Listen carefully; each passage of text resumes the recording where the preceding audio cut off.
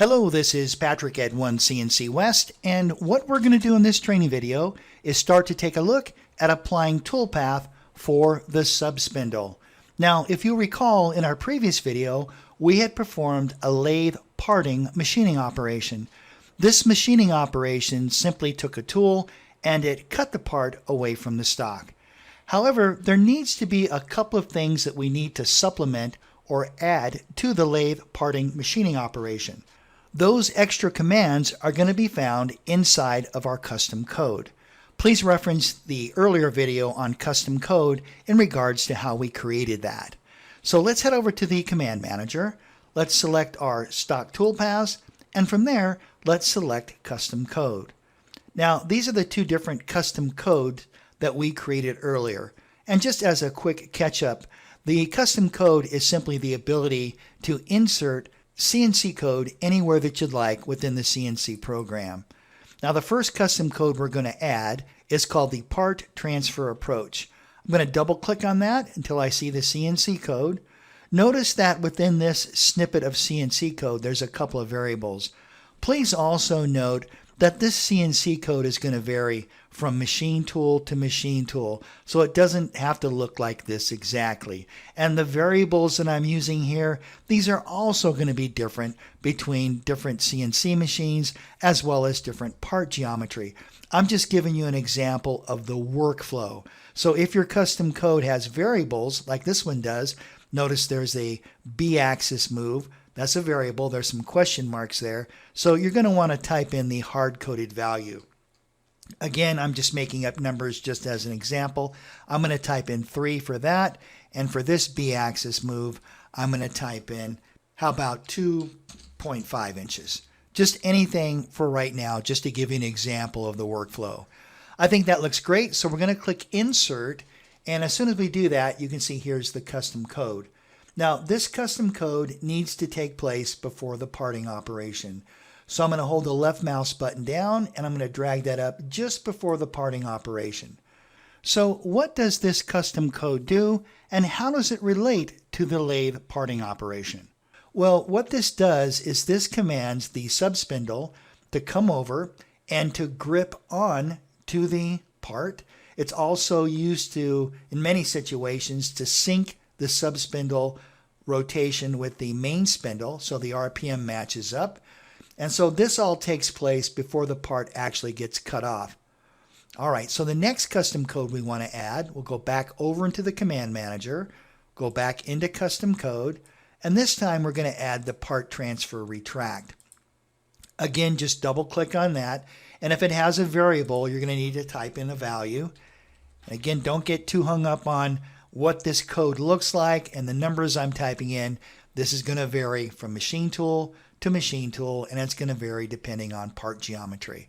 But if you have any variables, make sure to type in the value that you want to use and then simply click Insert, and that'll add the custom code here. All right, so what's happening? Well, as we mentioned, this first custom code takes the subspindle, comes over, clamps, syncs the RPM of the subspindle to the main spindle. Now, while all that is spinning, we're going to perform the part off operation.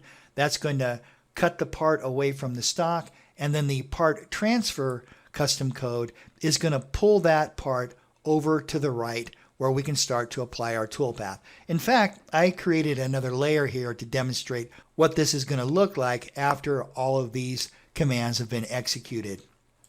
So out there on the machine tool, it's going to look something like this. Now, if you were to apply toolpath to this subspindle geometry, there's a couple of things you'd have to take into account for. One of them happens to be the direction of cut, because now we're going to be moving from left to right instead of right to left. And there's other things to consider as well. For example, the spindle direction, the type of tooling that you're going to be using, and various other items. That's all fine, and you definitely could apply toolpath to this geometry. But what I suggest to make things more simple is to do this. What we're going to do is, if you remember in a previous video, we had created another layer called Subspindle.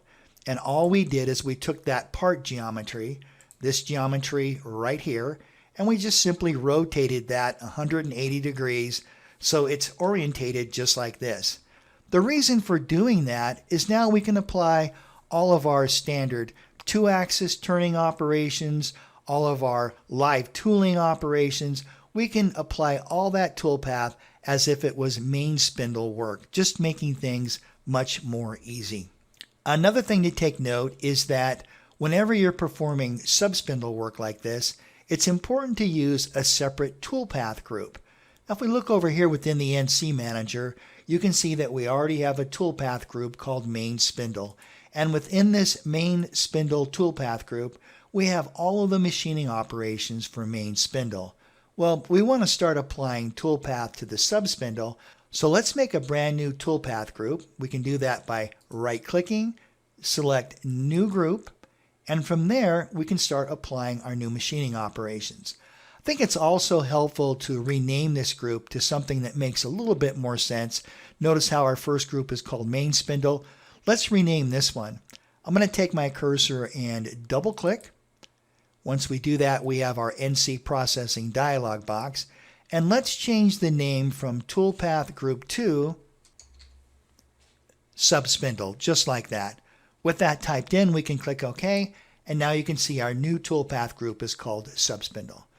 All right, so from here on out, all the toolpath we apply is going to be added to our Subspindle toolpath group. It should also be noted that later on, when we generate our CNC program, we can generate one CNC program for all the toolpath groups that we have. So both main spindle and subspindle will be output in one complete CNC program. Now, one final thing to take a look at before we end this video is that for each toolpath group, you're going to want to use a separate postprocessor. Why is that? Well, for main spindle, let's go ahead and turn the subspindle layer off and the main spindle layer back on. Everything's going to be great. Tools going to move in the proper direction. The types of tools that we use, RPM and so forth, are going to be just perfect. But remember, for subspindle work, because we've taken the part and flipped it 180 degrees, this other postprocessor that's dedicated for subspindle is simply going to reverse the direction of movement. That way, you and I can apply the toolpath as normal, yet the subspindle postprocessor will reverse the direction of cut along the z-axis. There's some other minor things that might take place as well. Maybe the subspindle uses different M codes and G codes for various things like a spindle, coolant, and things like that. But it's just important to note that for main spindle, subspindle work, typically you're going to be using two different postprocessors. So for this example, for the main postprocessor, I'm going to change this. I'm going to just double click, and I've created a post here called FANUC T18i TB-RAMI. That's going to be the main spindle, and then I have a separate postprocessor for subspindle, so I'm going to double click on that, and we're going to select the FANUC 18i TB-RAMI subspindle. These are essentially, again, the same postprocessors, except this postprocessor is going to reverse the direction of cut and also apply those other changes that are required for subspindle work. Okay? All right, that's it for this video. In the next video, we're going to start applying the toolpath. Thanks for watching, and I look forward to seeing you in the next video.